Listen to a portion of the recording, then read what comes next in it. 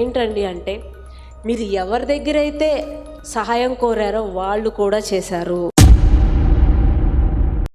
పెద్ద దురాత్మని లేపారు. ఆ దురాత్మని ఎప్పుడైనా మాంత్రికులు దురాత్మని లేపితే ఎలా ఉంటుందంటే, చనిపోతే మాంత్రికుడు చనిపోవాలి, లేదా ఏ వ్యక్తికైతే ఆ వ్యక్తి చనిపోవాలి.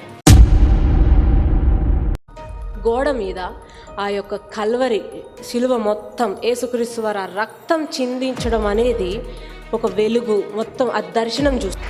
యేసుక్రీస్తు అంటే పరిశుద్ధాత్మ దేవుడు ఆ అమ్మాయితో ఉన్నంతసేపు అంత పెద్ద దురాత్మ శ్మశానం నుంచి లేపి ఆ అమ్మాయిని చంపడానికి లేపినప్పుడు ఆ అమ్మాయిని ఏం చేయలేకపోతుంది. మీ అమ్మాయిని దయచేసి చర్చికే వెళ్ళమని చెప్పండి అని ఆయన చెప్పాడండి.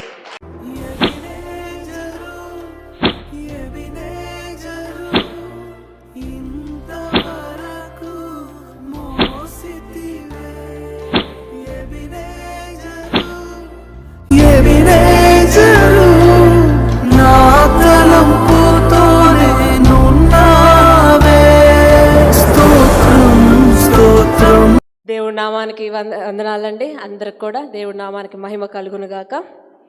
ఈ గొప్ప సమయం, ఈ గొప్ప అవకాశం ఇచ్చినందుకు మన పాస్టర్ అమ్మ గారికి అందరికి కూడా మేము చాలా కృతజ్ఞతలు కలిగి ఉన్నాము. ముఖ్యంగా ఇక్కడ నేను చిన్నగా నా సాక్ష్యాన్ని నేను పంచుకొని తర్వాత వాక్యంలోకి వెళ్దాము. నా పేరు త్రివేణి. మేము హైదరాబాద్లో పుట్టి పెరిగాను. మా హస్బెండ్ పేరు అభిజిత్. తను కేరళ, తను తెలుగు కాదు, కేరళలో పుట్టి పెరిగిన వ్యక్తి. నేను ఒక బ్రాహ్మణ కుటుంబం నుంచి రావడం జరిగింది. ఒక బ్రాహ్మణ కుటుంబం హైదరాబాద్లోనే. మా తల్లిదండ్రులు అందరూ కూడా చాలా నిష్ట కలిగిన బ్రాహ్మణులు. మొత్తము ఇప్పటికి కూడా ఆచారాలు, నిష్ట ఇవన్నీ ఉంటాయి. ఎంత ఆచారాలంటే కనుక మనము మీరు అనుకోవచ్చు ఇప్పటికి బ్రాహ్మణులు అలా ఉన్నారా అని. అలా ఉన్నారు. ఆడవారు మంత్ సమయంలో కూడా పక్కన కూర్చోవాలి, చాలా ఆచారంగా. పొద్దున్నే 3 గంటలకు లేచి చన్నీళ్ళతో స్నానం చేసి పూజలు ఇట్లాంటివన్నీ నిర్వహించే ఒక కుటుంబంలో నేను పుట్టి ఉన్నాను. నేను MBA చదువుకున్నాను. నేను ఆఖరి కుమార్తెనై ఉన్నాను మా ఇంట్లో. నాకు ఒక అన్నయ్య కూడా ఉన్నారు. ఆఖరిగా నేను పుట్టి ఉన్నాను. మా ఇంట్లో మొత్తం కూడా అన్ని బ్రాహ్మణ సంస్కారము, అవన్నీ కూడా ఆచారాలు చాలా నిష్టగా ఉండేదన్నమాట. కానీ మాకు చాలా బలంగా ఇలా చేతబడి చేశారు. చేతబడి ప్రయోగం అనేది నాకు, నా కుటుంబానికి విరోధంగా చేశారు అని మాకు తెలిసింది.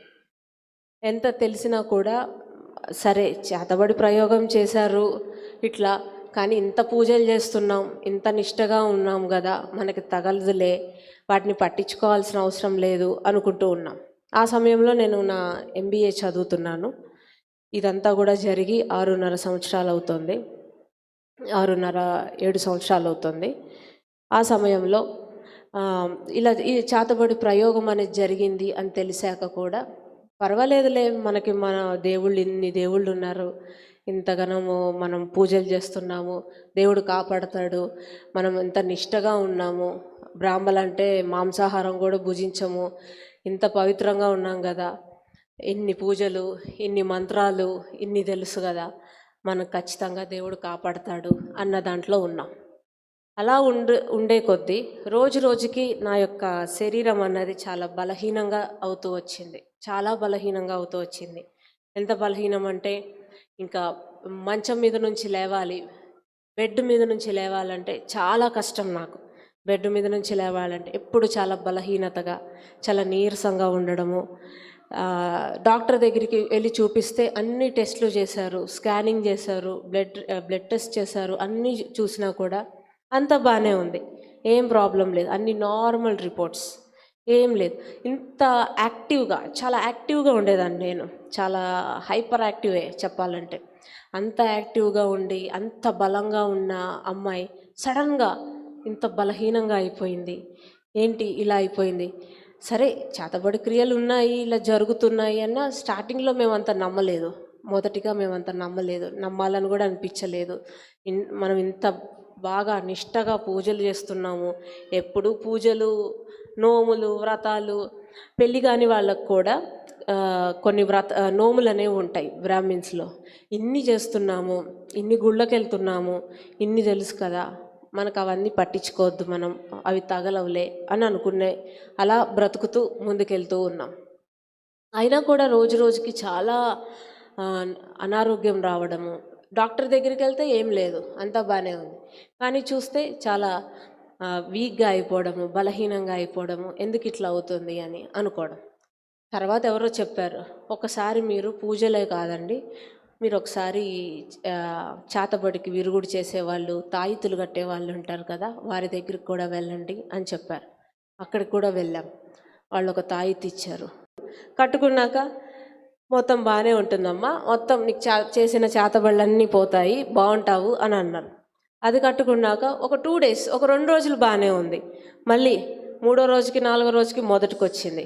మళ్ళీ మొదలైంది సమస్య. ఏం సమస్య?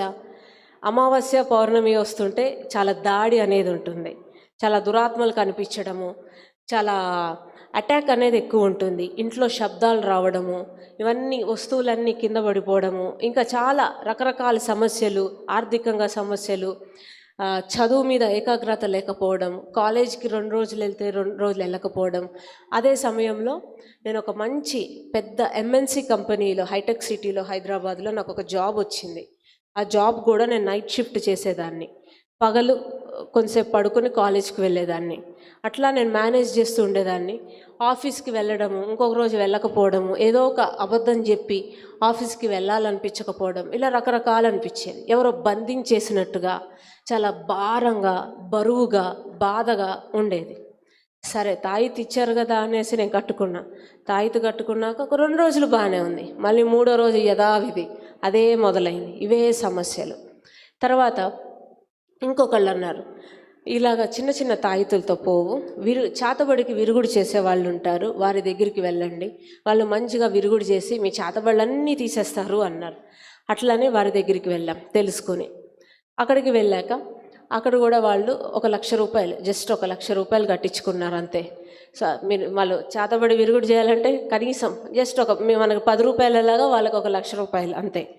వాళ్ళు అన్నారు, అమ్మ చేతబడి చేయడానికి ఖర్చు ఉంటుంది, దాని విరుగుడికి దానికి డబల్ కాస్ట్ ఉంటుంది, దాన్ని విరుగుడు చేయాలంటే చాలా ఖర్చు అవుతుంది, చాలా సామాగ్రి కావాలి, మీరు 1,00,000 రూపాయలు పెట్టండి. మనకు అప్పుడు తెలియక దాని మీద చాలా నమ్మకంతో ఏదో ఇబ్బందులు పడో ఏదో చేసి 1,00,000 రూపాయలు ఇచ్చాం. అవి ఇచ్చాక కూడా ఒక 10 రోజులు 15 రోజులు మొత్తం సరైపోతుంది, మీ పాప మొత్తం సరైపోతుందమ్మా, మంచిగా అయిపోతుంది, ఏం కాదు అని చెప్పారు. అలా అంతా అయిపోయాక ఒక 10-15 రోజులు అయ్యాక ఉన్న చేతబడి ఇంకా రెట్టింపయింది. ఇంకా సమస్యలు పెరుగుతున్నాయి, ఇంకా శోధనగా, బాధగా, ఈ కుటుంబంలో సమస్యలు, కాలేజీకి వెళ్ళాలన్నా, జాబ్కి వెళ్ళాలన్నా రకరకాల సమస్యలు. ముఖ్యంగా గోడల మీద మొత్తం దురాత్మలు కనిపిస్తూ ఉండేవి, ఒక పురుగులు వాగుతున్నట్టు కనిపిస్తుండేవి, తల మీద ఎవరో పెద్ద రాయి తీసుకుని కొడుతున్నట్టు అనిపించేది. అవి ఎవరికి బయటికి కనపడదు, చెప్పిన అర్థం కాదు, ఎవరికి చెప్పాలో అర్థం కాదు, అప్పుడే వారికి ఆ బాధ తెలుస్తుంది. అట్లా మేము చాలా చోట్లకి చేతబడికి విరుగుడికి తిరిగాం, చాలా యొక్క ప్రదేశాలు తిరిగాం. ఢిల్లీలో కూడా వాళ్ళకి కొంతమంది ఉంటే వాళ్ళకి డబ్బులు కట్టాం. అలా చాలా చోట్లకి తిరిగి చాలా డబ్బులు అనేవి పోగొట్టుకున్నాము, బంగారం అనేది పోగొట్టుకున్నాము. కానీ సమస్యకు మాత్రం ఎక్కడ పరిష్కారం దొరకల. లాస్ట్కి ఇంకా సరే జాతకం చూపిద్దాము, జాతకంలో ఏమైనా దోషం ఉందేమో అని చూస్తే జాతకం చాలా బాగుంది, జాతకంలో ఏ దోషము లేదు. అయినా కూడా ఇలాంటి ప్రయోగాలు ఉన్నాయంటే కొన్ని రకాల హోమాలు ఉంటాయండి. మృత్యుంజయ హోమం అంటే, ఈ మృత్యుంజయ హోమం అంటే ఏంటంటే మృత్యువుని జయించడానికి చేసే హోమం, అంటే చావుని జయించడానికి చేసే హోమం. వీటికి చాలా ఖర్చు అవుతుంది అనమాట, 1,00,000-2 లక్షల దాకా అవుతుంది. అవి కూడా చేపించాము. ఇలా అన్నీ చేపించాక ఇంకా లాస్ట్కి ఇలా జరుగుతున్న పరిస్థితుల్లో ఇంకా ఇలా కాదు, నేను ఒక గట్టి నిర్ణయం తీసుకోవాలి అని ఇంకా బాగా విగ్రహారాధన, ఇంకా ఎక్కువ విగ్రహారాధన చేస్తున్నా. విగ్రహారాధన ఎక్కువ చేయడము, పూజలు బాగా చేయడము, గుళ్ళకు వెళ్ళడం ఇలాంటివి ఎక్కువ పెంచేసాం. ఎందుకంటే దుష్టుణ్ణి దుష్ట శక్తుల్ని జయించాలంటే దేవుడి శక్తి ఎక్కువ ఉండాలని ఇంకా ఎక్కువ విగ్రహారాధన చేయడం అలా చేస్తున్నాం. ఇంకా అలా జరుగుతున్నప్పుడు ఇంకా సమస్యలు పెరుగుతూనే ఉన్నాయి. ఇంకా అలా పెరుగుతున్నప్పుడు ఇంకా లాస్ట్కి ఎవరో చెప్పారు, మాకు బాగా తెలిసిన కొంతమంది ఉన్నారు, చాలా పర్ఫెక్ట్గా చూస్తారు వాళ్ళు విరుగుడు కూడా, చాతబడికి విరుగుడు చాలా పర్ఫెక్ట్గా చేస్తారు వాళ్ళని మీరు సంప్రదించండి అన్నారు. వారిని సంప్రదించినప్పుడు వారు చెప్పారు, పెద్ద ఒక శ్మశానంలో నా జుట్టు తీసుకొని, నా డ్రస్సు జుట్టుని తీసుకొని ఒక బొమ్మకి చుట్టి మరి ఆ బొమ్మకి ఇలాగ సూదులతో గుచ్చుతూ చాతబడి చేసి ఒక గుంటలాగా మట్టిని తవ్వి అందులో పాతిపెట్టారు ఆ బొమ్మని. 3 నెలలు టైం అంతే, ఆ 3 నెలల్లో మీ అమ్మాయి చనిపోతుంది అని చెప్పారు. ఫస్ట్ ఇది ఒక సినిమా స్టోరీలా ఉందనేసి మేము అస్సలు నమ్మబుద్ధి కాదు. ఏదో డబ్బులు తీసుకోవడానికి వీళ్ళు అబద్ధం చెప్తున్నారు, ఇది ఒక సినిమా స్టోరీ అనుకున్నాం. తీరా చూస్తే ఈ చెప్పిన నెలన్నరకి పరిస్థితి ఇంకా చాలా దిగజారిపోతూ ఉంది. నా శరీరం మీద మొత్తం, లోపల అనారోగ్యం ఏం లేదు కానీ బయట నా శరీరం మొత్తం అపవాది తినేస్తోంది. ఇదంతా నా మెడ చేతులు మొత్తం నల్లగా మారిపోయి ఆ చర్మం అంతా కూడా చాతబడి క్రియలు శక్తులు అవి తినేస్తున్నాయి. ఇదంతా నల్లగా ఒక గుంటలాగా పడిపోయింది. చెయ్యంతా ఒక గుంటలాగా, ఇవన్నీ ఒక మచ్చలుగా గుంటలాగా అయిపోయాయి. పెద్ద డాక్టర్స్ దగ్గరికి వెళ్ళాం. హైదరాబాద్లో టాప్ మోస్ట్ స్కిన్ స్పెషలిస్ట్ వెళ్తే వారన్నారు, వారికి అర్థం కాలేదు ఫస్ట్, ఏంటి ఇలా కూడా వస్తుందా, ఇదేంటి అర్థం కావట్లేదని ట్యాబ్లెట్స్ ఆయింట్మెంట్ ఇచ్చారు. అది తగ్గట్లేదు, ఏదో జస్ట్ పైన ఉపశమనం అంతే. ఒక గుంట తవ్వినట్టుగా, ఒక హోల్ పెట్టినట్టుగా ఇదంతా అయిపోయింది. అది ఆఖరి స్టేజ్ అపవాది క్రియలు జరుగుతున్నప్పుడు, ముఖ్యంగా చాతబడి క్రియలు జరుగుతున్నప్పుడు ఇలా స్కిన్ ఎలర్జీ రావడము ఇవి. సో నేను తగ్గిపోతుందిలే అనుకున్నాను. వాళ్ళు చాతబడి ఇలా ఇంతగా చేశారని చెప్పినా కూడా మేము నమ్మలేదు. ఆ తర్వాత మరలా ఇంకా రోజుకి దిగజారిపోవడంతో చాలా మానసిక వేదన, ఒక మానసిక ఒత్తిడి, బలహీనత, ఇంకా చనిపోవాలి, ఆత్మహత్య చేసుకోవాలి, ఇన్ని పూజలు చేస్తున్నాము, నాకెందుకు ఇలా చేస్తున్నారు అనుకున్న టైంలో ఇంకొకళ్ళు హైదరాబాద్లో, వారి పేర్లు మనం చెప్పకూడదు, చెప్పలేము కాబట్టి, హైదరాబాద్లో ముఖ్యంగా పెద్ద వాళ్ళకి విరుగుడు చేసే ఒక వ్యక్తి ఉన్నారు. పెద్ద వాళ్ళంటే పెద్ద గవర్నమెంట్ వాళ్ళకి, ఎమ్మెల్యేస్కి, ఎంపీస్కి వాళ్ళకి విరుగుడు చేసే ఒక మంచి పెద్ద టాప్ మోస్ట్ వ్యక్తి ఉన్నారు. ఆయన మనం కలవాలి, మాట్లాడాలి అంటే ఖచ్చితంగా వారికి ఒక ₹1,00,000 టేబుల్ మీద పెట్టాలి. కన్సల్టేషన్ ఫీజే నేను చెప్పేది. డాక్టర్ దగ్గరికి వెళ్ళేటప్పుడు కన్సల్టేషన్ ఫీజు ఎంత? 400 500. ఇక్కడ మాంత్రికుల దగ్గర అట్లా విరుగుడు చేసే వాళ్ళ దగ్గర కన్సల్టేషన్ ఫీజు ఎంత? ₹1,00,000. కన్సల్టేషన్ ఫీజు టేబుల్ మీద పెట్టాలి. ఆయన ఎలాంటి కేసు హ్యాండిల్ చేసినా అది సాల్వ్ అయిపోతుంది. సో ఆయన దగ్గరికి వెళ్ళాం. ఆయన దగ్గరికి వెళ్తే ఆయన దగ్గరికి మాకు నేరుగా మేము వెళ్ళలేదు, మాకు తెలిసిన వాళ్ళ ద్వారా ఇలా తెలుసుకోబట్టి వాళ్ళు చెప్పారు, నేను మీకు సహాయపడతాను ఇట్లాగా అని. సో వాళ్ళు మాత్రము ఇక్కడ ₹1,00,000 మేము కడతామన్నా కూడా ముందు వాళ్ళకి కట్టాము, ముందు వాళ్ళకి కట్టాం, వీళ్ళకి మేము కట్టలా, మేము తెలుసు కాబట్టి మా దగ్గర తీసుకోలేదు. కాకపోతే చాలా పెద్ద ఎమ్మెల్యే ఎంపీస్కి ఈయన సహాయపడే వ్యక్తి. అప్పుడు అన్నారు, మీరు మాకేమో ₹1 కూడా కట్టక్కర్లేదు, ఎందుకంటే తెలిసిన వాళ్ళకి తెలిసిన వాళ్ళు కాబట్టి నాకు కొంచెం టైం ఇవ్వండి, మీ అమ్మాయి పేరు, గోత్రము, రాశి, నక్షత్రము ఇవన్నీ రాసి ఇవ్వండి, నాకు కొంచెం టైం ఇవ్వండి, నేనే మీకు కాల్ చేస్తా అన్నారు. అప్పుడు ఆయన అలా అన్నప్పుడు సరే అనేసి ఇచ్చారు మా అమ్మగారు. ఇచ్చాక తర్వాత ఒక 2 డేస్కి ఆయన కాల్ చేశారు. అసలు ఎందుకు మీ కుటుంబానికి మీ అమ్మాయికి ఇంత చేతబడి చేస్తున్నారు అని అడిగారు. అప్పుడు మేమన్నాం, అది మాకు తెలిస్తే మిమ్మల్ని ఎందుకు అడుగుతాము, మాకు తెలియదు కాబట్టే కదా మిమ్మల్ని అడిగేది అని. మాకు తెలిస్తే మేము ఏదో ఒకటి వాళ్ళని బతిమాలుకునో ఏదో ఒకటి ఆపేయండి అని చెప్తాం కదా, అది మీరే చెప్పాలి అని. అప్పుడు ఆయన అన్నారు, మొదటగా నేను కూర్చొని పూజలో ఆ అంజనంలో కూర్చుని మీ అమ్మాయి పేరు, నక్షత్రము, రాశి అన్నీ పెట్టి, జాతకాన్ని పెట్టి చూసి, అవన్నీ మీ అమ్మాయి ఫోటోను పెట్టి చూస్తున్నప్పుడు ఇలా చాతబడి క్రియలు అనేది అసలు ఎందుకు చేస్తున్నారు అప్పుడు నాకు అర్థం కాలేదు. ఆయన చాలా టాప్ మోస్ట్ వ్యక్తి అండి, చిన్న వాళ్ళకి కేసెస్ హ్యాండిల్ చేయడు ఆయన. చాలా పెద్ద వ్యక్తి.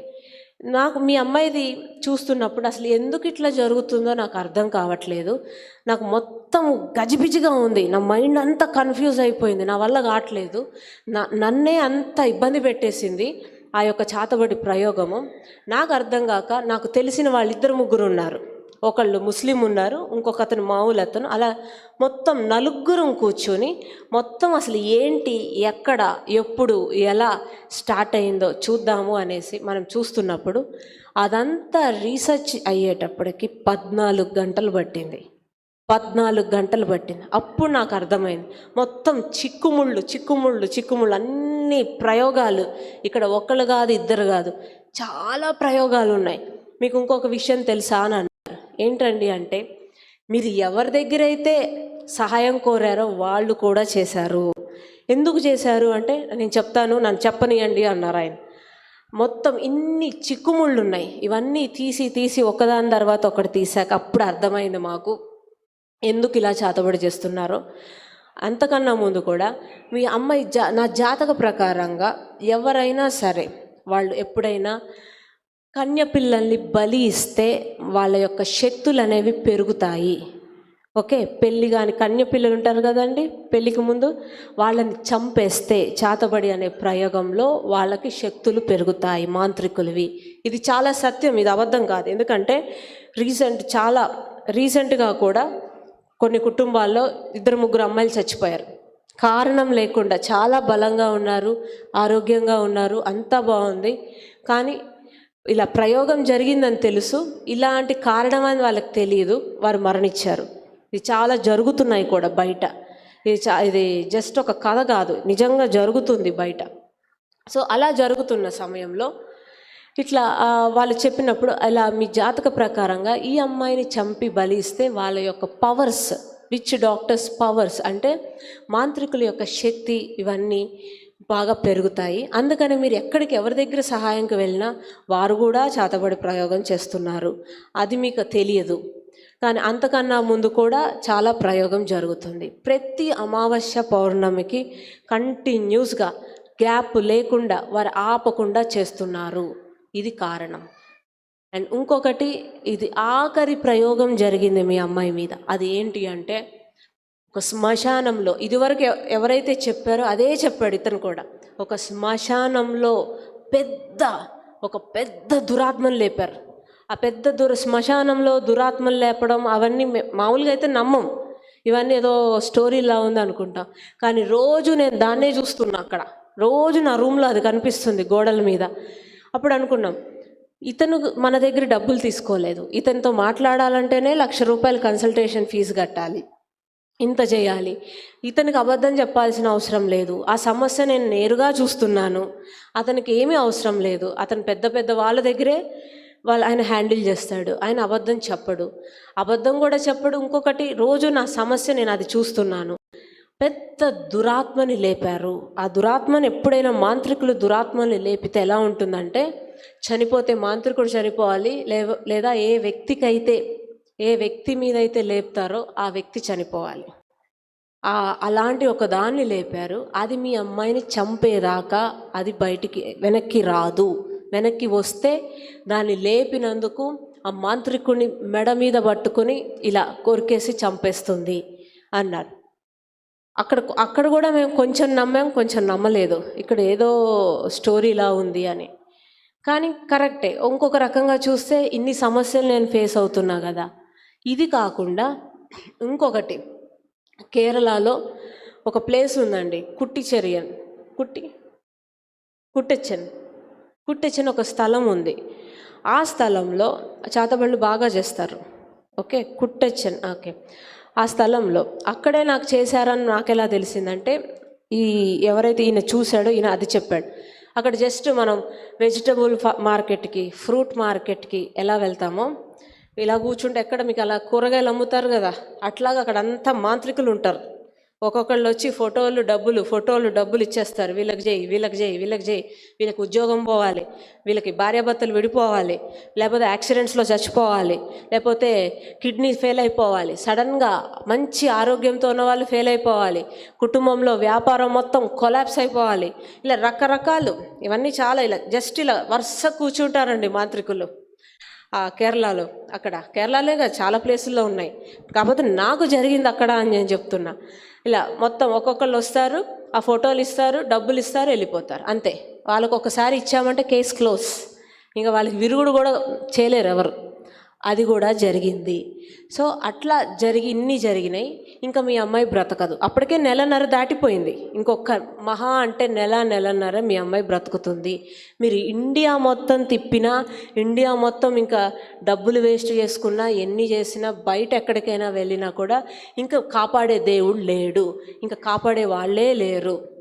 ఆ సమయం అనేది దాటిపోతే ఏ ప్రయోగానికైనా కష్టము అని చెప్పారు.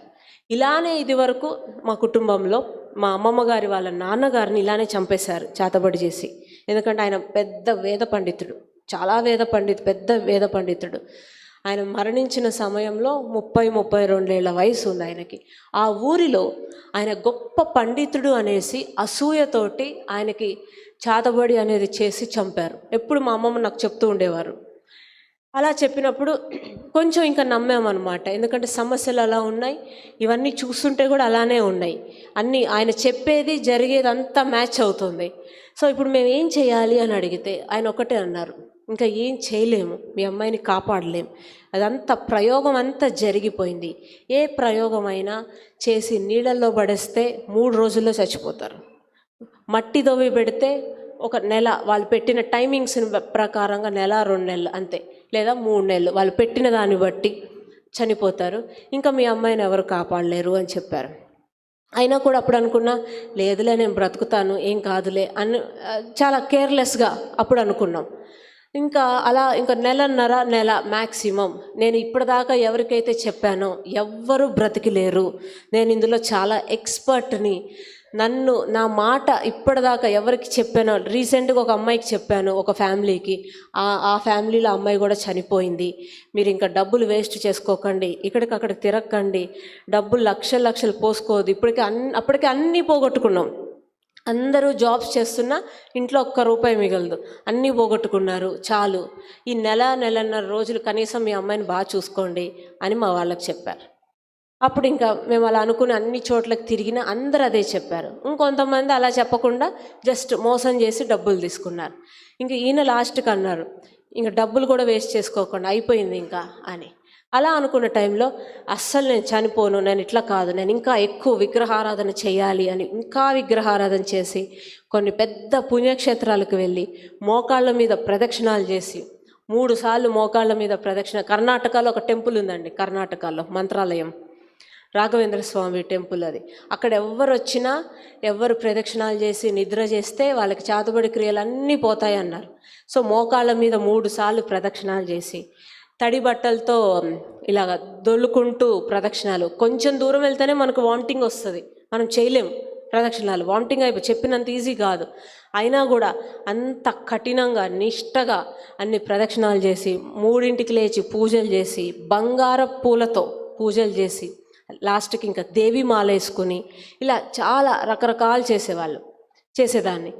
చేశాక ఇంకా తాయితులు కూడా కట్టించుకున్నా. ఆఖరికి ముస్లిమ్స్ మాంత్రికుల దగ్గరికి కూడా వెళ్ళి, నన్ను కాపాడండి, నేను నిద్రపోవాలి, నాకు నిద్రపోవడం చాలా కష్టంగా ఉంది, ఈ దురాత్మ రకరకాల శబ్దాలతోటి ఈ గోడల మీద నీడలా వెంటాడుతోంది, ఇట్లా భయం వేస్తుంది, నేను నిద్రపోవాలంటే ఎవరైనా అక్కడ కూర్చోవాలి, కుర్చీలో కూర్చుని ఒక క్యాండిల్ పెట్టుకోవాలి, 2-3 క్యాండిల్స్ పెట్టుకోవాలి, ఇల్లంతా లైట్లు వేసుకున్నాక అక్కడ కూర్చున్నాక వాళ్ళు నన్ను చూడాలి, వాళ్ళు నన్ను చూస్తే నేను కళ్ళు మూసుకుని నిద్రపోతా, లేకపోతే చాలా కష్టం అండి నిద్రపోవడం. చాలా అసలు అలాంటి రోజులు తలుచుకుంటేనే చాలా బాధగా ఉంటుంది. ఇంకా నా వల్ల ఎవరు ఇబ్బంది పడకూడదు అనేసి నేను పడుకుంటాలే, మీరు పడుకోండి, ఎందుకంటే ఇంట్లో అందరూ జాబ్ ఎంప్లాయీస్, వాళ్ళు నెక్స్ట్ డే ఆఫీసులకు వెళ్ళాలన్నా కష్టం అవుతుంది వాళ్ళకి నిద్ర లేకపోతే. సో నేనే అలాగా నా బాధ ఏదో నేనే పడదామనేసి ఇంట్లో మొత్తం నా రూమ్లో 3-4 లైట్లు పెట్టా. 3-4 లైట్స్ పెట్టి క్యాండిల్స్, ఆ క్యాండిల్స్ ఉండవు కదా, కరిగిపోతూనే ఉంటాయి కదా, మళ్ళీ ఇంకో క్యాండిల్స్ పెట్టి ఇలాగా పడుకుంటే ఇలాంటి దురాత్మలు అటాక్ చేయవు, దాడి చేయవని విన్నా ఎక్కడో. సో అలా పెట్టుకున్నాను. అలా పెట్టుకున్నా కూడా ఇలాగ పొగలుగా నల్లగా దురాత్మలు అయినా వచ్చేవి. ఇంకా నిద్ర పట్టేది కాదు. అప్పటికి 2 నెలలు 3 నెలలు అయింది సరిగ్గా నిద్రపోయి. ఎన్నో రాత్రులు నిద్ర లేదు. నిద్రపోవాలంటే వణుకు, భయము.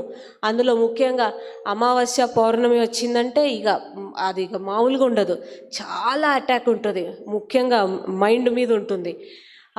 శబ్దాలు రావడం, ఒక పక్కన దురాత్మ ఈ చాతబడి క్రియలు నా చర్మాన్ని తినేస్తున్నాయి. ఇంక ఇట్లా జరుగుతున్నప్పుడు లాస్ట్కి ఇంకా ఇలా కాదు, నేనే చాతబడి నేను నేర్చుకుంటా చాతబడి, దానికి ఎంత దూరమైనా ఇంకెళ్ళే, చనిపోతే చనిపోవాలి లేదా బ్రతికుండాలి, ఎటూ కాకుండా ఇలా ఉంటాను. నా వల్ల అవ్వట్లేదు, ఈ నరకంగా ఉంది, ఈ దురాత్మలు పడుకొని ఇవ్వవు. కళ్ళు మూసుకొని ఇలా కళ్ళు మూయాలంటే భయం వణుకు. ఆ దురాత్మ వచ్చి ఆ పెద్ద దురాత్మ ఇలా మెడబట్టేసుకుంటుంది. కళ్ళు మూసుకుని నిద్రపోవాలంటే ఇంట్లో వాళ్ళకి హాలిడే ఉండాలి, సెలవు ఉండాలి. వాళ్ళు నన్ను చూస్తూ ఉంటే నేను నిద్రపోయేదాన్ని. ఇలాంటి సమస్య ఇంకా నా వల్ల కాదురా బాబోయ్. ఈ విగ్రహాలు, పూజలు ఇవన్నీ చేస్తున్నా కూడా దాదాపుగా తమిళనాడు, కర్ణాటక అన్నీ తిరగని గుడి లేదు, తిరగని పుణ్యక్షేత్రం లేదు. ప్రతి చోట నిద్ర చేయడం, హోమాలు. మెడలో కనీసం 40-50 తాయితులు ఉండేవండి నా దగ్గర. ఒక్కటే తాడు, ఆ తాడుకి ఒక 40-50 తాయితులు ఉండేవి. రాత్రి పడుకోవాలంటే ఒళ్ళంతా విభూది పూసుకుని, దేవుడు కుంకుమ పెట్టుకొని, హనుమాన్ చాలీసా పక్కన పెట్టుకొని, హనుమాన్ చాలీసా ఆడియో పెట్టుకొని పడుకోవాలి. అయినా కూడా రిలీఫ్ ఉండేది కాదు, ఉపశమనం ఉండేది కాదు. ఇంకా మనకి ఇస్తారు కదా నిమ్మకాయలు అవన్నీ పెట్టుకుని, ఆ నిమ్మకాయని చూసినప్పుడల్లా అనిపిస్తుంది జ్యూస్ అన్నది వేసుకుని తాగొచ్చు కదా, ఈ నిమ్మకాయలు పక్కన పెట్టుకోవాలి అని అలా అనిపించేది. ఆ నిమ్మకాయలు పెట్టుకున్నా ఉపయోగం ఉండేది కాదు.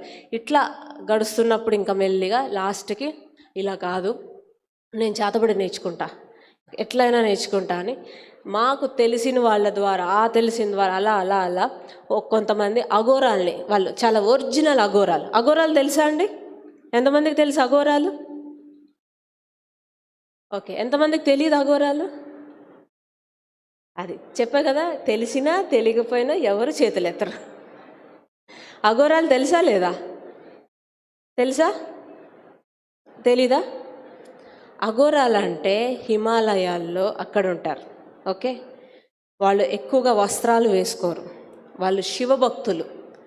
వాళ్ళు ఏంటంటే బయటికి రారు, ఆ చలిలో మంచులోనే తపస్సు చేసుకుంటూ ఉంటారు. దాదాపుగా వాళ్ళు చనిపోయిన శవాన్ని తింటారు, ఆ రక్తం తాగుతారు. వాళ్ళు ఎప్పుడో ఒక్కసారి కుంభమేళాకి బయటికి వస్తారు, అంతే. కుంభమేళాకి వాళ్ళు వస్తున్నప్పుడు ఒళ్ళంతా విభూది పూసుకొని ఉంటారు. వాళ్ళ యొక్క ఉద్దేశం ఏంటంటే, వారు అలా బతికితే శివుడు వాళ్ళకి మోక్షం ఇస్తాడు. కేవలం వాళ్ళు ఎక్కువగా ఏం తినరు.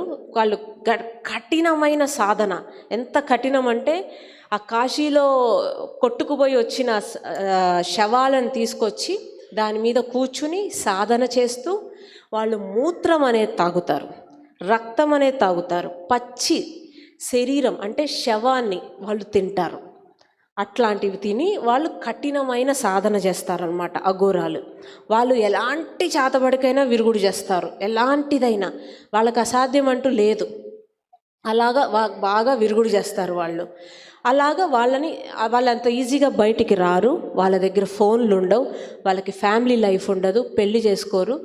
హిమాలయాల్లో ఎక్కడో విభూతి రాసుకొని ఎప్పుడు శివుడికి వాళ్ళు జపం చేసుకుంటూ సాధన చేసుకుంటూ ఉంటారు. ఒక్క కుంభమేళానికే గవర్నమెంట్ వాళ్ళకి స్పెషల్ పర్మిషన్ ఇచ్చి, వాళ్ళు వచ్చిన టైంలో సాధారణమైన వ్యక్తులు బయట ఉండకూడదు, వాళ్ళు వచ్చి శివుణ్ణి దర్శించుకొని వెళ్ళిపోతారు.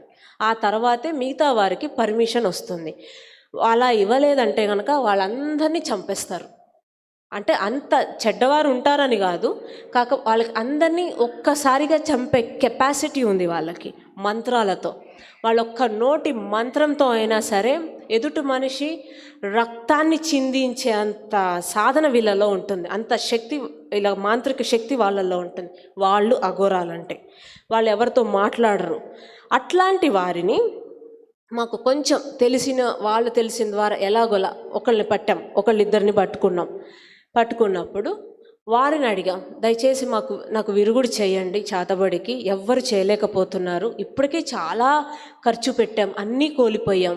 పెద్ద వారు చెప్తున్నారు ఇంక ఈ అమ్మాయి చనిపోతుంది, 3 నెలలు అన్నారు, ఇప్పుడు ఇంక నెలన్నరే అంటున్నారు, మీరు కాపాడండి అని ఒక వ్యక్తి ద్వారా ఇంకో వ్యక్తితో మాట్లాడిపించి ఆ లాస్ట్కి అఘోరాతో కూడా మాట్లాడాం.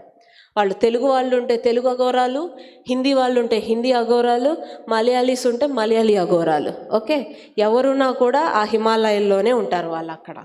అప్పుడు వాళ్ళతో హిందీలో మాట్లాడి చేశాక వాళ్ళు అన్నారు, వాళ్ళు కూడా ఇట్లానే చూశారు, ఆ శవం మీద కూర్చుని సాధన చేయడం అది అఘోరీలు. కనీసం ఆ సాధన అన్న చేస్తే ఒక అఘోరీలా మారితే నాకు ఈ చేతబడి నుంచి విడుదల వస్తుంది, లేదా చనిపోవాలి, ఏదో ఒకటన్నా అవ్వాలి. ఇటు కాకుండా అటు కాకుండా ఎన్ని రోజులు ఇట్లాగా ఇంకా అయిపోయింది. ఆ నెలన్నర కూడా అయిపోయింది. ఈ మాట అడిగినప్పుడు అఘోరీలా మారచ్చా, ఇట్లాగా పర్మిషన్ తీసుకోవచ్చా, నాకు పెళ్ళి కాలేదు కదా, నేను అఘోరీలా అవుతా అంటే వారేమన్నారంటే, ముందు నువ్వు బ్రతికితే అప్పుడు చూద్దాం, నువ్వు బ్రతకవు అంతే.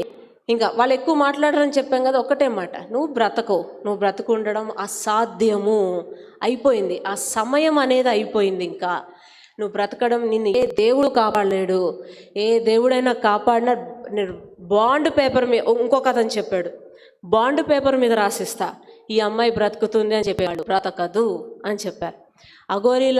అఘోరీలా మారదామన్నా వాళ్ళు నాకు పర్మిషన్ ఇవ్వలేదు, నువ్వు బ్రతకవమ్మా తర్వాత చూద్దాం అని అన్నారు. అంటే డైరెక్ట్గా నువ్వు ఎలాగో చచ్చిపోతావు, నీకు అవసరమా అమ్మ అఘోరీలాగా ఇవన్నీ. చేతబడి నేర్పించమంటే నేర్పించరు, అఘోరీలా మారుతానన్నా ఒప్పుకోవట్లేదు, లేదు. ఎట్లాగా ఇంకా లాస్ట్కి ఆఖరి దిశలోకి వచ్చానండి, చావు అంచుల్లో ఇంకా అయిపోయింది. నాకు అప్పుడు అర్థమైపోయింది, చాలా మరణానికి అంచుల్లో ఉన్నాను, ఇంకా నా వల్ల కావట్లేదు. ఆ బాధ, ఆ యొక్క శరీరంలో వేదన, దురాత్మలు నన్ను, ఆ చేతబడి దురాత్మలు నన్ను వేధించే పద్ధతిని చూస్తే అయిపోయింది. నా రక్తం అంతా పీల్చేస్తుంది. మనకి ఇక్కడ కానీ నార్మల్గా మా ఫొటోస్ కూడా చూపిస్తాం, తర్వాత చూపిస్తాం ఫొటోస్. దేవుళ్ళకి వచ్చే ముందు ఎలాగైతే నేను బాధపడ్డా, నా ఫొటోస్ చూస్తే మీరు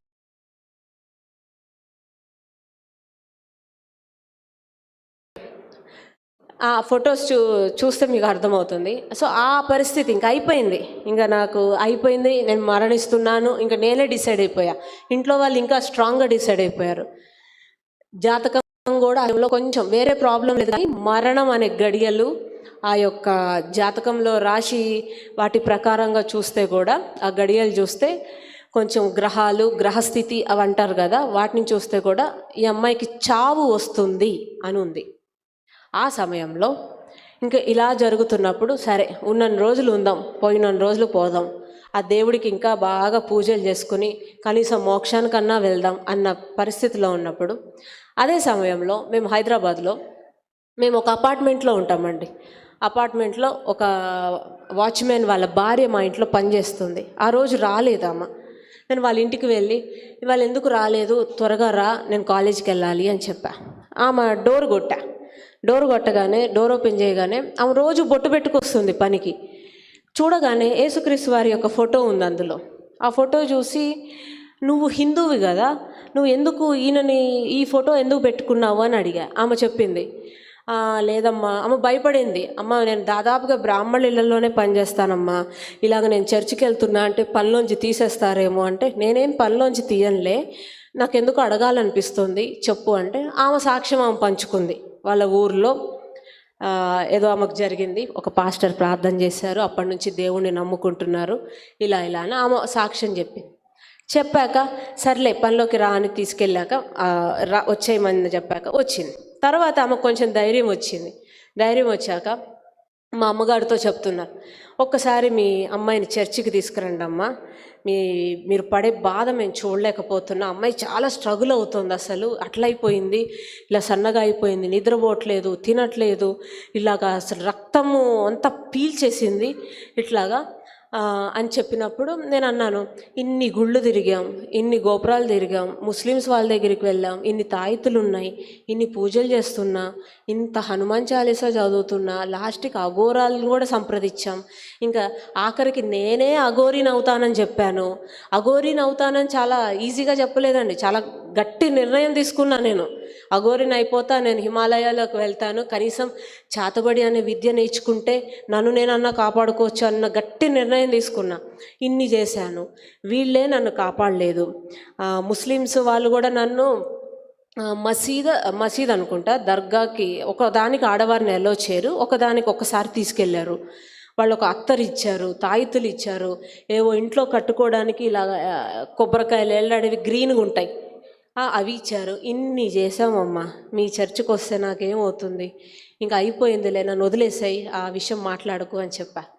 తర్వాత ఇంకొక కొన్ని రోజులు అయ్యాక, ఇది ఆఖరి దశ, ఇంకా నా మరణానికి చాలా అంచుల్లో ఉన్న ఆ సమయము ఎవ్వరికి రాకూడదు అనే నా ప్రార్థన. అట్లాంటి సమయం ఎవరికి రాకూడదు, అలాంటి యొక్క స్థితి.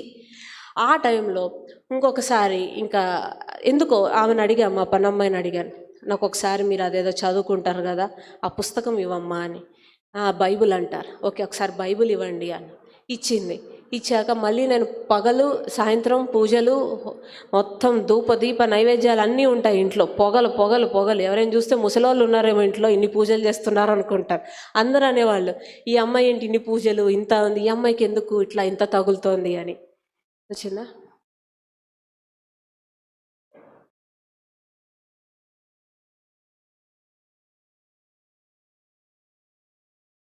ఎందుకు ఇన్ని పూజలు చేస్తున్నా, ఎలా తగులుతుంది అని అనుకుంటున్నారు. అనుకున్న సమయంలో ఇన్ని చేస్తున్నప్పుడు ఆమె ఆ బైబిల్ని అడిగి, నేను జస్ట్ మీరు చూసినట్లయితే ఇదిగో జస్ట్ దేవుడు, ఇంకా నేను చావు అంచుల్లో ఉన్నాను ఆ సమయంలో, దేవుళ్ళలోకి వచ్చిన జస్ట్ 2-3 నెలల డిఫరెన్స్ తోటి ఇది. అనదర్ ఫోటో, ఇంకొక ఫోటో ఉంటుంది కదా,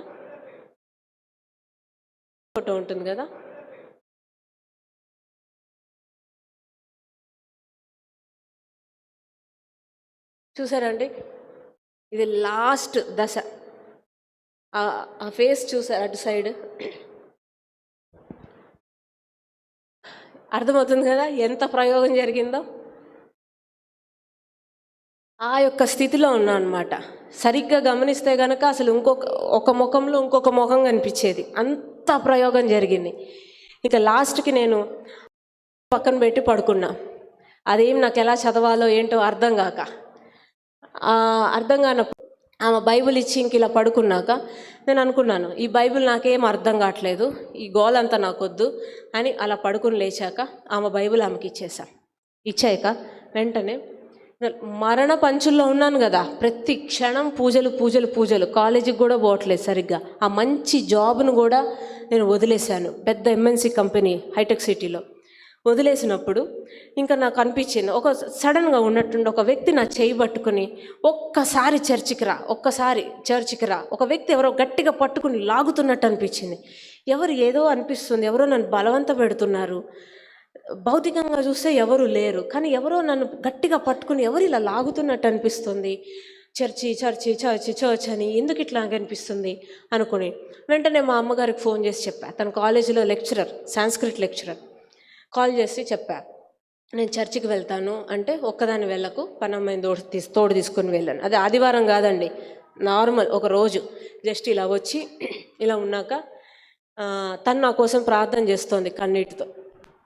తను ప్రార్థన చేశాక కూడా అడిగా, ఎందుకు ఇంతగా ఏడుస్తూ కన్నీటితో ప్రార్థన చేస్తున్నావంటే తను చెప్పారు, కన్నీటి ప్రార్థన చాలా శక్తివంతమైందమ్మా అని. నాకు అప్పుడు కూడా ఏం అర్థం కాల. సరే, నాకు ఒక వాక్యం వచ్చింది మలాకీ నుంచి, నీవు నా తట్టు తిరిగినడలా నేను నీ తట్టు తిరిగేదను.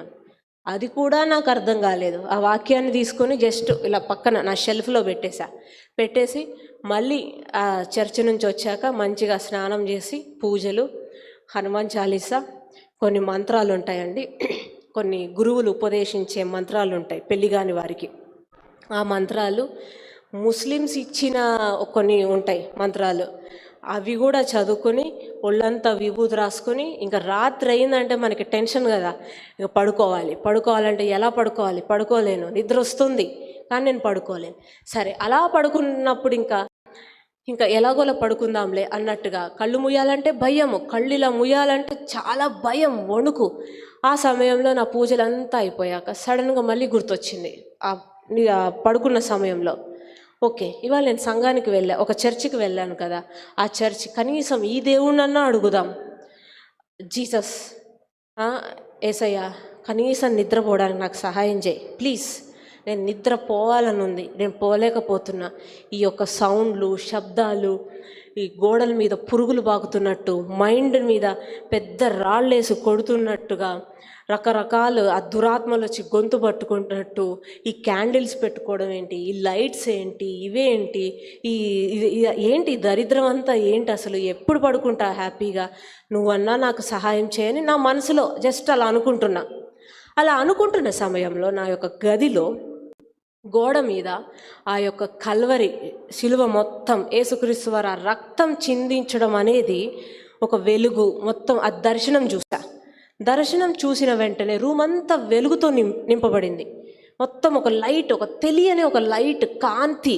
ఈ ట్యూబ్ లైట్, ఈ లైట్ కాదండి, అది చాలా ఇంకా బ్రైట్గా ఉంటుంది అనమాట. అంత లైట్, అంత వెలుగుతో నింపబడి తెలియకుండానే ఇలా కళ్ళు మూసుకొని కనీసం ఒక 13 నుంచి 14 గంటలు నిద్రపోయా. హల్లెలూయా. 13 నుంచి 14 గంటలు, ఎన్ని నెలల నిద్ర పెండింగ్ నిద్ర అంతా అప్పుడు నిద్రపోయా. నిద్ర లేచిన వెంటనే నా మొహంలో చాలా మార్పు వచ్చింది, చాలా ఒక తేజస్సుగా ఉంది, వెలుగుతూ ఉంది. ఆ మెడలో తాయితులు చూడగానే నాకు చాలా అసహ్యం పుట్టింది. నాకు వద్దు, ఈ తాయితులను తీసి పక్కన పెట్టేశా. మా ఇంట్లో వాళ్ళకి చెప్పా, నేను ఆ పూజ గదిలోకి వెళ్ళను, నేను పూజలు చేయను, నాకు చేయబుద్ధి కావట్లే, ఎందుకు అలా అవుతుందో నాకు తెలియదు. నాకు ఇలా రాత్రి నేను పడుకున్నప్పుడు ఇట్లాగా నేను చూశాను, అప్పటి నుంచి ఏదో మార్పు వచ్చింది నాలో, నాకు తెలియదు అని మా అమ్మగారికి చెప్పా. మా ఇంట్లో చెప్తే వారు అనుకున్నారు, ఎలాగో చనిపోతుంది కదా, తనకి ఇష్టమైనట్టు ఉండనియండి, ఏముంది ఎట్లాగో చనిపోతుంది, ఇక రోజులే అనుకున్నారు. సరే నీ ఇష్టం వచ్చినట్టు ఉండమ్మా అని అన్నారు నన్ను. అట్లా ఇంకా నా తాయితులన్నీ తీసా. తాయితులు తీయాలంటే భయం అండి, తాయితులు ఉంటేనే అంత దాడి ఉంది, తాయితులు లేకపోతే ఇంకెంత ఉంటుందో అని అప్పటిదాకా ఉండే నేను. తాయితులన్నీ తీసేసా, ఇంకా విగ్రహారాధన ఆపేసి ఆదివారం వచ్చింది మెల్లిగా. ఆదివారం సంఘానికి వెళ్ళా. అక్కడి నుంచి దేవుడు అన్నీ నడిపిస్తూ వచ్చారు. అట్లాగా నేను అనుకున్నా ఇంకా చనిపోతానేమో అని, కానీ చనిపోలేదు. నెల గడిచింది, 2 నెలలు గడిచినాయి, 3 నెలలు గడిచినాయి. ఏ వ్యక్తి అయితే ఈ అమ్మాయి చనిపోతుంది, చెప్పా కదా ఒక ఇంపార్టెంట్ పర్సన్, ఎమ్మెల్యే ఎంపీలకి చూసే వ్యక్తి, ఆ వ్యక్తి మరలా మా అమ్మగారికి కాల్ చేసి, మీ అమ్మాయికి ఎలా ఉందండి అంటే, చచ్చిపోయిందా అని డైరెక్ట్ అడగకుండా బాగుందా, ఎలా ఉంది అని అడిగినప్పుడు, బాగానే ఉందండి, మా అమ్మాయి బాగానే ఉందంటే ఆయనకు డౌట్ వచ్చింది. ఎందుకంటే నేను చెప్పింది ఇప్పటిదాకా ఎవరికి తప్పలేదు, పెద్ద వాళ్ళు కూడా చెప్పింది ఎవరికి తప్పలేదు, అది వాళ్ళు చెప్పింది కరెక్టే, వాళ్ళ అబద్ధం చెప్పలా. మరలా ఆయన తిరిగి వెళ్ళి ఆయన మొత్తం చూసుకుంటున్నాడు, ఎక్కడ తప్పు వెళ్ళింది, ఈ అమ్మాయి చనిపోవాలి కదా, ఎలా బ్రతుకుంది అని. అందరం అనుకున్నాం చనిపోతాం, నేను కూడా అనుకున్నాను. పెద్ద అఘోరాలే చెప్పారు చనిపోతాను. అఘోరాలు హ్యాండిల్ చెయ్యని చేతబడి కేసు లేదు తెలుసా. కొంతమంది పెద్ద వాళ్ళకు కూడా అఘోరాలు ఉంటారు, వాళ్ళ కుటుంబాలు కొంతమందిని పెట్టుకుంటారు, అంత పెద్దగా బాగా చేస్తారు విరుగుడు, వాళ్ళు కూడా చెప్పారు.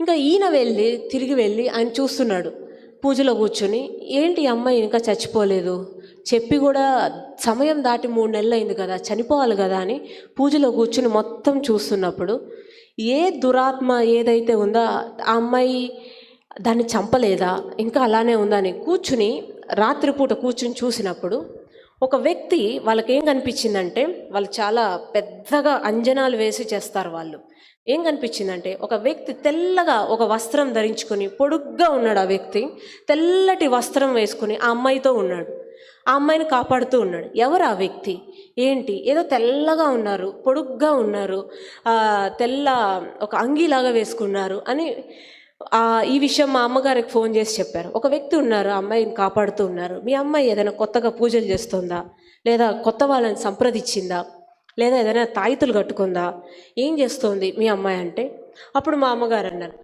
ఏమనంటే తను ఏమీ చేయట్లేదు, ఉన్న విగ్రహారాధన కూడా ఆపేసింది, ఏమీ తాయితులు వేసుకోవట్లేదు, ఇంకా మేము కూడా వదిలేసుకున్నాము, ఎలాగో వేసుకున్నా తాయితులు వేసుకోకపోయినా పోయే అమ్మాయి పోతుంది.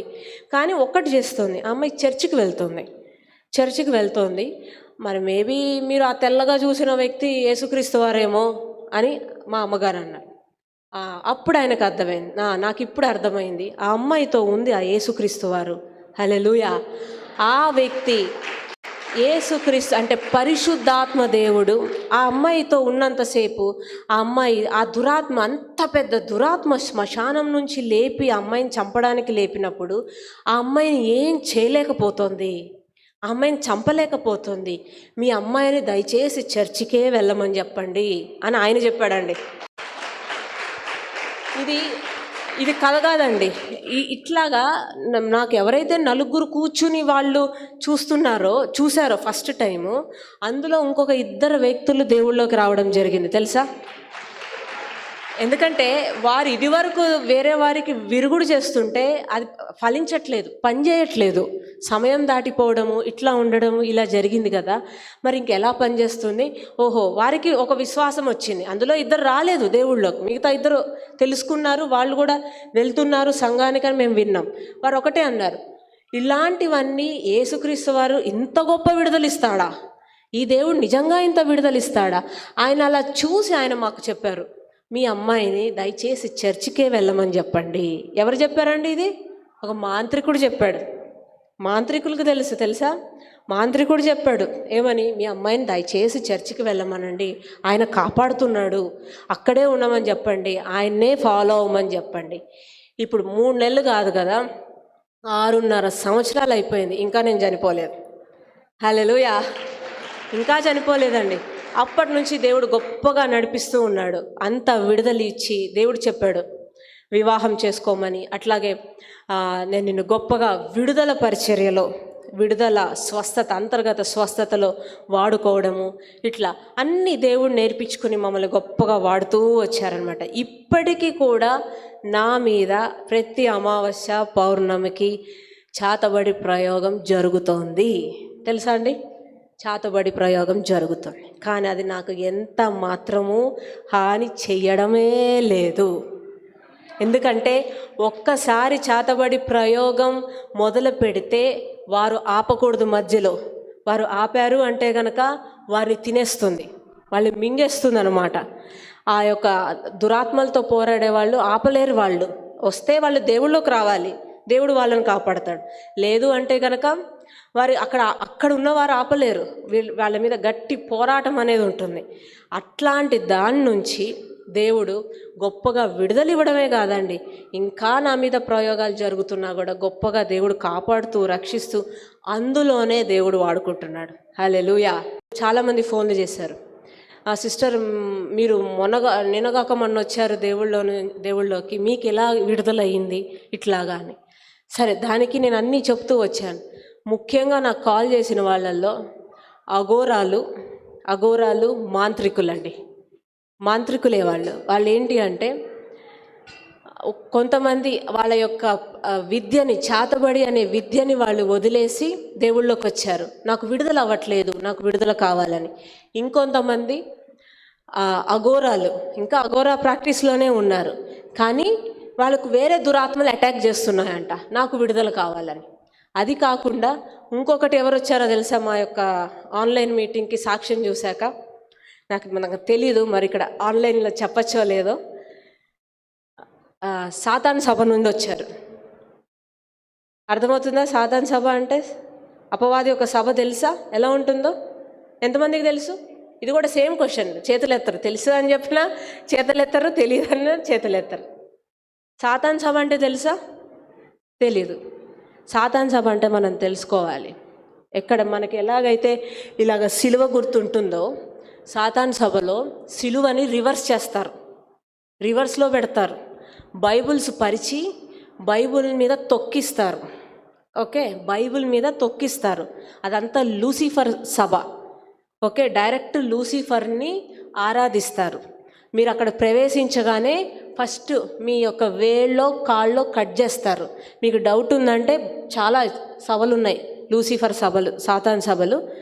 వెళ్ళండి అని నేను చెప్పలేను, మీ మీదకి దాడి వస్తుంది, తెలుసుకోండి అంతే. ఓకే, అది వెళ్ళకూడదు. అక్కడ రక్తం అనేది ఫస్ట్ మీ రక్తాన్ని ఇలా చేతులు కట్ చేసి రక్తాన్ని చిందిస్తారు, రక్తం తాగిపిస్తారు. ఇవన్నీ ఎందుకు చెప్తున్నా అంటే మీరు జాగ్రత్తగా ఉండడం కోసం.